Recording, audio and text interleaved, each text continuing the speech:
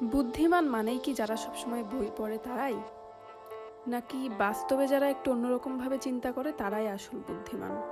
আজকে আমরা জেনে নিব একজন বাস্তবিক বুদ্ধিমান ব্যক্তির 5টি লক্ষণ। যে 5টি লক্ষণ যদি আপনার মাঝে থাকে তাহলে আপনি সত্যিই বুদ্ধিমান।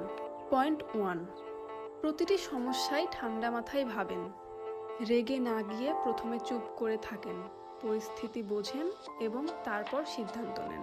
পয়েন্ট 2, সব কিছুকে তিনি ব্যক্তিগতভাবে নেন না, কেউ কিছু বললে সহজেই রাগ করেন না, বরং তারা জানেন যে সব কথা নিজের কানে নিতে হয় না।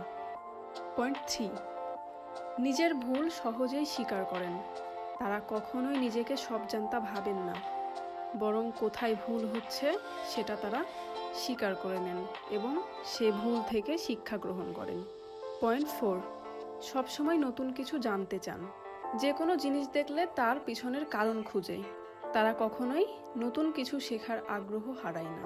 পয়েন্ট 5, যেখানে সবাই রিয়্যাক্ট করে ওখানে তারা রিয়্যাক্ট না করে চিন্তা করে, হুট করে তারা কখনোই সিদ্ধান্ত নেন না, তারা আগে পরিস্থিতি বিশ্লেষণ করেন, তারপর কথা বলেন এবং তারপর কাজ করেন।